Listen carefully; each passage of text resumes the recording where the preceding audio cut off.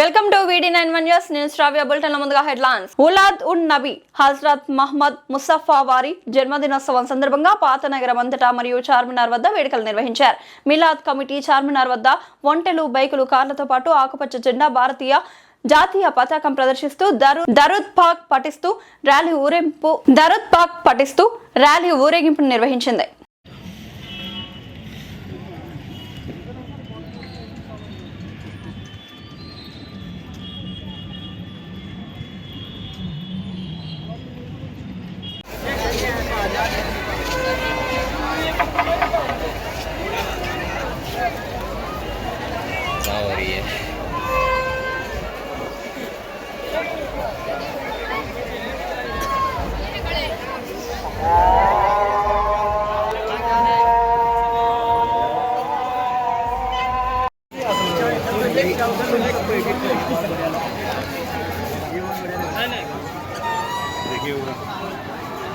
बीच में क्या, बीच में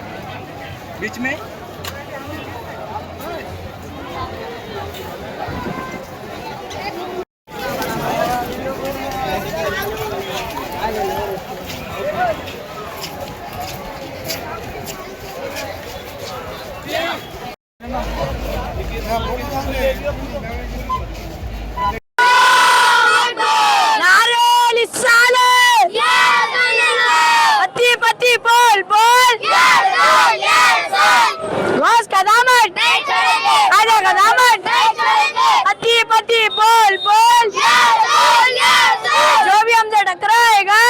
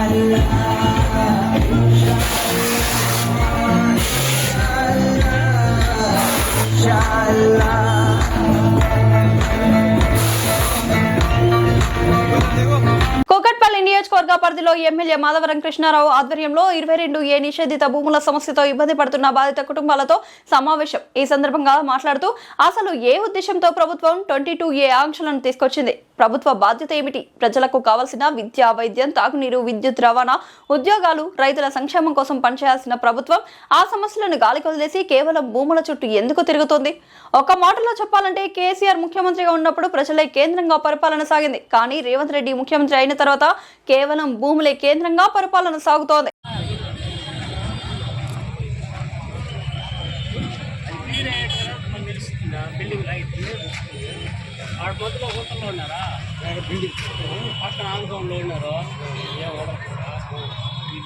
గుంతలు లోడినారు, జేసీబీ గుర్తులు 5 అడుగుల కిందకు లోడినాడు.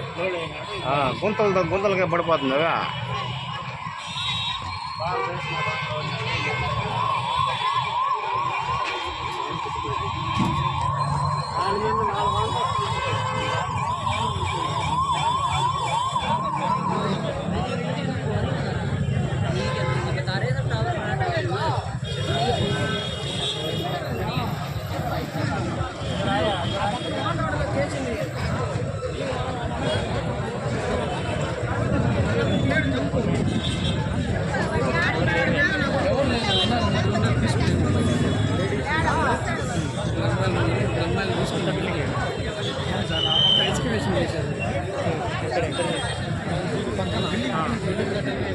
విశాఖపట్నం మరిలోవలో మిలాదున్ నబీ వేడుకలు ఘనంగా నిర్వహించారు. హజరత్ మహమ్మద్ ముసఫా వారి జన్మదినోత్సవాన్ని పురస్కరించుకుని మిలాద్ కమిటీ ఆధ్వర్యంలో బైకులు, కార్లతో భారీగా ఊరేగింపు నిర్వహించారు.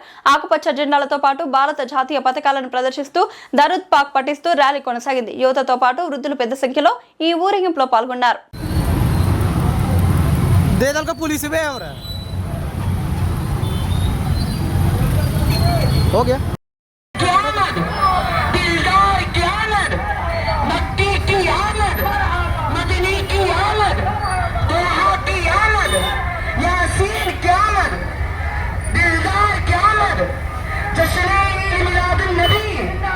కాంగ్రెస్ ప్రభుత్వం విధించిన నిరంకుశ ఆంక్షలను, అడ్డంకులను బద్దలు కొడుతూ విద్యార్థుల ఫీజు రియంబర్స్మెంట్ బకాయిల కోసం బీజేపీ తెలంగాణ రాష్ట్ర అధ్యక్షుడు శ్రీ ఎన్ రామచంద్రరావు గారు చేపట్టిన మహా నిరాహార దీక్ష విజయవంతంగా ముగిసింది. నిన్నటి నుంచి కొనసాగుతున్న దీక్షను ఈ రోజు బీజేపీ రాష్ట్ర అధ్యక్షుడు ఎన్ రామచంద్రరావు నిమ్మరసం తాగించి విరమింపజేయడం జరిగింది. बोलो भारत माता की, रामचंद्रराव जी तुम आगे बढ़ो, रामचंद्रराव जी तुम आगे बढ़ो, భారత్ మాతాకి. అందరూ చాలా విషయాలు చెప్పేటప్పుడు రామచంద్రరావు గారు ఎందుకు చేస్తున్నారు, ఏం కోసం అనేది, కానీ నేను మాత్రం చెప్పదలుచుకున్న కొన్ని విషయాలు మాత్రమే. ఒకటి, రాహుల్ గాంధీ ఏమో జూటోగా దుకాణం పెట్టుడు, ఈడేమో లూటేరోంకా మకాన్ పెట్టాడు. వాడొక జూట, ఈడొక లూటేరు. ప్రజలందరూ ఏం పరేషాన్లు ఉంటారంటే వీళ్ళెంబరు ఉండి ఎంత పరేషాన్ అవుతున్నాం అన్నట్టున్నారు. ఇప్పుడు వచ్చేటప్పుడు మన వాళ్ళు ఒక కథ పని చెప్పిన్నారు, మహారాజు నయమాలం చాలా. ఒకసారి ఏమైందట, 4 కాంగ్రెస్ వాళ్ళు వచ్చిందట కార్యకర్త. వాళ్ళకి పాపం హిందీ రాదు, తెలుగు ఒకటి వస్తుంది. వస్తే పాపం వచ్చి చార్మినార్ చూసింది. చార్మినార్ ఏమో ఎంత అందంగా ఉండదు, జోర్దార్ ఉండదు అని చెప్పేసి అంత చూసుకుంటారు. తెలుసుకున్నాం ఇది ఎవరు కట్టిండ్రు అని చెప్పి ఆడ మరి తెలుసు కదా, ఈ మెకానిక్లు, టైర్లు పంచాలు వచ్చేసి వస్తే చూడుకోడు. ఇక పోయి ఒక అడిగిండ్రు, ఏ బాబు దీన్ని ఎవరు కట్టిందా అన్నారు. వాళ్ళు నయమాలం సాబ్ అన్నారు. వాయప్ప నయమాలం సాబ్ అన్నట్టు ఇంత పెద్ద చార్మినార్ కట్టిందా, తెలుగు రాదు కదా. ఓహో అనుకున్నాడట. అనుకొని ఇంకా మన సాలార్జంగ్ మ్యూజియం చూసి అమ్మ పాత కాలంలో ఇంత గడియారం విచిత్రంగా ఉండదు, ఇది కూడా తెలుసుకున్నాలి ఎవరు పెట్టిందని. బయటకు వస్తే ఆడ కూడా ఒక తుప్పల పురాణాలు దొరికింది. వానికి అడిగిందంటే, అదే నాయన ఇది ఎవరు చేసిందంటే నయమానం సాబ్. వాయప్ప అన్నాడు, ఇదేం రా, చార్మినార్ నయమానం సాబ్ కట్టే ఇది కూడా నయమానం సాబ్ చేసిండు. ఏం చేయాలని గోల్కొండ పోయినాడు. గోల్కొండ అంతా తిరిగి వచ్చిన తర్వాత ఆడ కింద తింటే వాళ్ళే ఉన్నారు కదా, మటన్ మార్కెట్ అన్ని అవే ఉన్నాయి. ఒక కూరగాయలు తెచ్చింది, అరే బాబు ఎవరు కట్టిందంటే నయమానం సాబ్ అన్నాడు. ఇదేం రాను, చార్మినార్ నయమానం సాబ్ కట్టే ఇది నయమానం సాబ్, గోల్కొండ నయమానం సాబ్, ఇదేం రా నిజంగా ఆయన చూసిపోవాలనుకుని ఇక పాలమూరు వాళ్ళు వచ్చింది. పాపం ఇక పాలమూరు పోదామని బయలుదేరింది.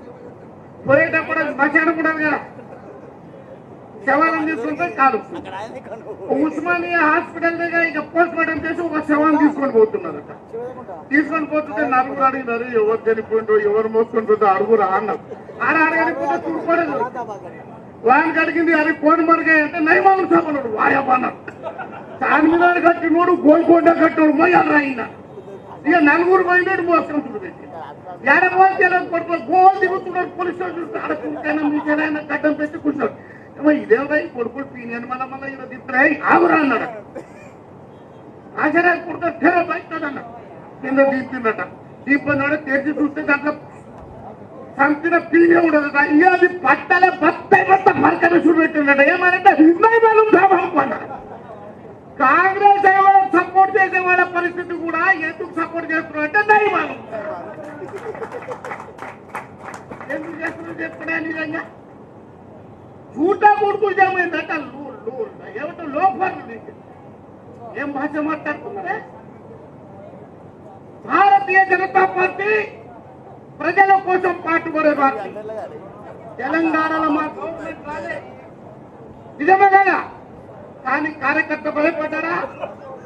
ఎంతమంది నక్సలైట్లు పోరాడినాము, ఎంతమంది బలిదానమైండ్రు, ఎన్ని ఉద్యమాలు చేసిండ్రు. ఆ రోజున్న టైగర్ నరేంద్ర ఎంబడి, భాగవతి ఎంబడి, అందరు ఎంబడి పనిచేసి వచ్చినాం కదా. అవునా కదా? బంగాళాఖాతం గారు, వీరామారావు గారు అందరూ కూడా. కానీ ఈరోజు నిజంగా రామచంద్రరావు గారు ఏదైతే కార్యక్రమం తీసుకున్నారో, నేను మైబ్నూరు నారాయణపేట నుండి అందరూ ఒకటే చెప్తున్నారు, అన్నా ఇది చాలా మంచి పని చేస్తున్నా, మీరుంటే సాధ్యమవుతుంది అన్నారు. నిజమా కాదా? భారతీయ జనతా పార్టీ ఎన్నడం చూడ చెప్పిందా?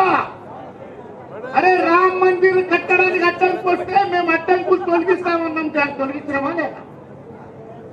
370 ఆర్టికల్ గురించి చెప్తే ఏమేమి చెప్తున్నాం మీకు అంతా. చాలా మంది ఇక్కడే మా ఎంబడి వచ్చిన అక్కడ మనం పాల్గొన్నాం. వాజ్పేయి ఎంబడి కూడా ధర్నాలు పాల్గొన్నాం. కానీ రక్తపాతం అవుతుంది, రక్తయోగ పాటలు ఏమైనా ఈ సినిమా కూడా కావాలి. అయిందా లేదా? పోయినసారి మనం కూర్చుంటేనే 6,000 కోట్ల రియంబర్స్మెంట్ అయింది.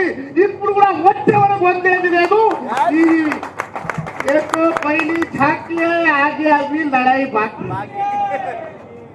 రేవంత్ రెడ్డి నేను నారాయణపేట జిల్లా నుండి చెప్తున్నా, నారాయణపేట అనే జిల్లాలో 29,000 మెజార్టీ భారతీయ జనతా పార్టీకి తీసుకొని వచ్చినాము.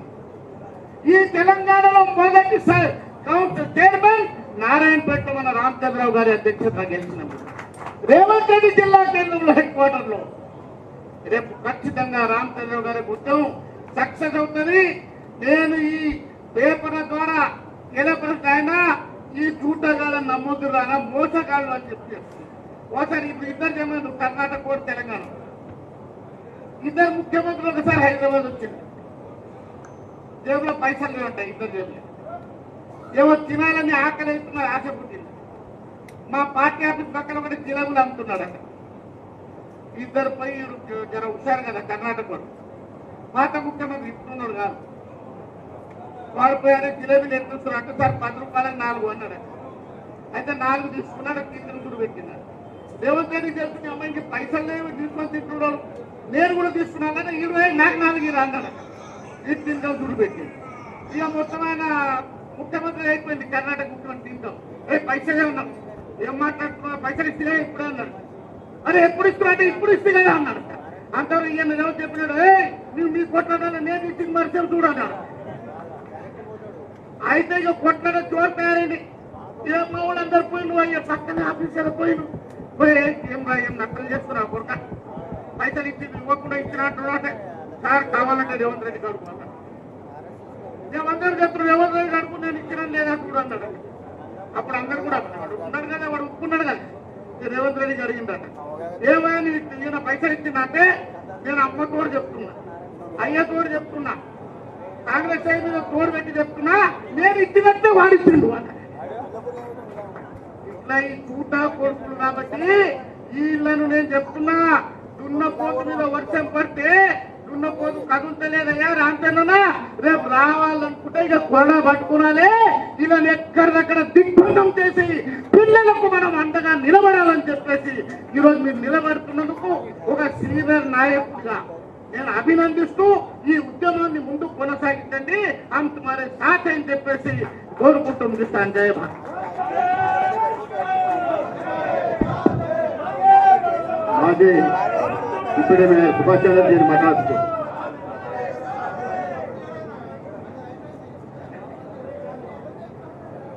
భారత్ మాతాకి ఫీజులు బకాయి బీజేపీ లడాయి అనేటువంటి నినాదంతో భారతీయ జనతా పార్టీ రాష్ట్ర అధ్యక్షులు సీనియర్ నాయకులు శ్రీ రామచంద్రరావు గారి నాయకత్వంలో స్వయాన రామచంద్రరావు గారే ఈ రోజు 2 రోజుల దీక్ష ఏదైతుందో చేయడం ఏదైతుందో నిజంగా ఇది అందరికీ మనకు భారతీయ జనతా పార్టీకే కాకుండా 40 లక్షల మంది విద్యార్థులకు ఏదైతుందో ఇది ఈ రోజు ముఖ్యంగా లబ్ధి పొందే విధంగా ఆలోచన చేయవలసినటువంటి అవసరం ఉందని చెప్పేసి ఈ సందర్భంగా తెలియజేస్తా ఉన్నాను.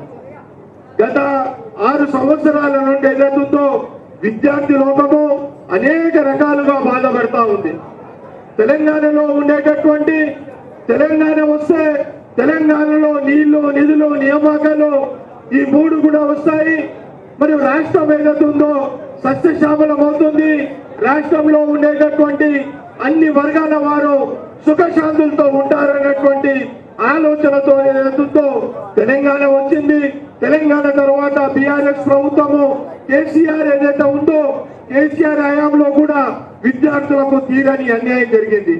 అదేవిధంగా రేవంత్ రెడ్డి ముఖ్యమంత్రి అయిన తర్వాత కూడా విద్యార్థులకు అనేక రకాలుగా అన్యాయం జరుగుతూ ఉంది.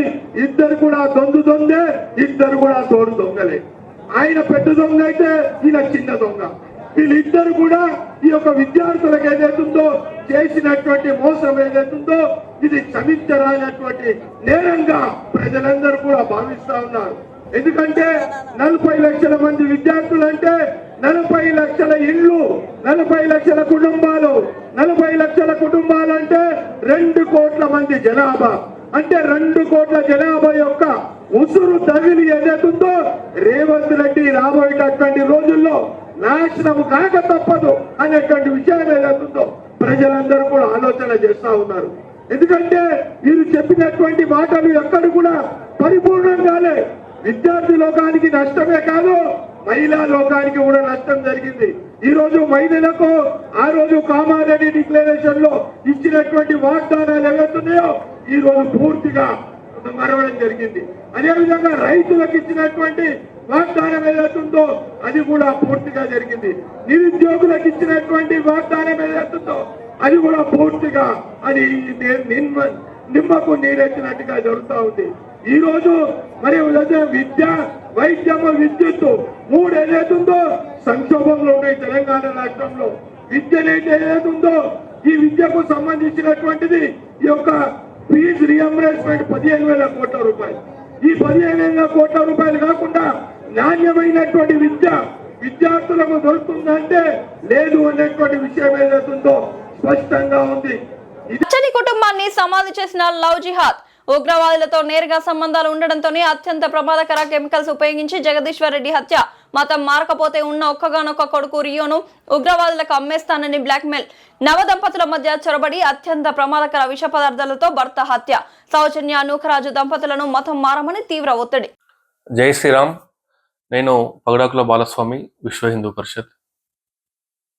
నిన్న మొన్న తెలుగు రాష్ట్రాలను ఉక్కిరి బిక్కిరి చేస్తున్నటువంటి కాకినాడ సంఘటనపై ప్రతి ఒక్కరు కూడా ఆలోచించుకోవాలి. ఈ దారుణానికి ఆ యొక్క కుటుంబం యొక్క మరణ శాసనం రచించినటువంటి సాజీద్ను వెంబడే ఎన్కౌంటర్ చేయాలని చెప్పేసి విశ్వ హిందూ పరిషత్ డిమాండ్ చేస్తూ ఉన్నది. సౌజన్య రాసినటువంటి మరణపత్రమే అన్ని సాక్ష్యాలకు అదొక ఆధారము. కాబట్టి ఓటు బ్యాంకు రాజకీయాలకు పాల్పడకుండా ప్రతి ఒక్కరు కూడా రాజకీయ నాయకులు అందరూ కూడా ఈ యొక్క కాకినాడలో జరిగినటువంటి లవ్ జిహాద్ ఘటనను అందరూ కూడా ఖండించాల్సినటువంటి అవసరం ఉంది. నవ దంపతులు గుట్టుగా గౌరవంగా కుటుంబాన్ని గడుపుతున్నటువంటి సౌజన్య జగదీశ్వర్ రెడ్డి కుటుంబంలోకి చొరబడినటువంటి సాజిద్ వాళ్ళ మధ్యలో చిచ్చు పెట్టి సౌజన్య భర్తను అత్యంత ప్రమాదకరమైనటువంటి విష పదార్థాలతో టెర్రరిస్టుల నుంచి సేకరించి హత్య చేయడము, తర్వాత ఆ కుటుంబాన్ని మొత్తం కూడా ఇస్లామీకరణ చేయాలి, ఖురాన్ చదవాలి, ఇస్లాం జీవన విధానం అవలంబించాలని చెప్పేసి తీవ్రమైన ఒత్తిడి చేసి క్షణ క్షణము దినదినము నరకం చూపించినటువంటి ఆ నరరూప రాక్షసుడు సాజిద్ను వెంబడే ఎన్కౌంటర్ చేయాలని చెప్పేసి విశ్వ హిందూ పరిషత్ డిమాండ్ చేస్తూ ఉన్నది. ఎవరైతే మీరు ఒకవేళ నా మాటను పెడచెవిన పెట్టి మతం మారలేదో, మీ ఒక్కగానొక్క కొడుకు రియోను పాకిస్తాన్కు లేకపోతే ఉగ్రవాదులకు అమ్మేసి మీ కుటుంబాన్ని మొత్తం కూడా సర్వనాశనం చేస్తా అని చెప్పేసి హెచ్చరిక చేయడం అనేది అత్యంత దారుణం. ఆ యొక్క సౌజన్య రాసినటువంటి మరణపత్రం చదువుతుంటేనే కళ్ళ వెంబడి నీరు ఆగడం లేదు, హృదయం ద్రవించిపోతా ఉన్నది.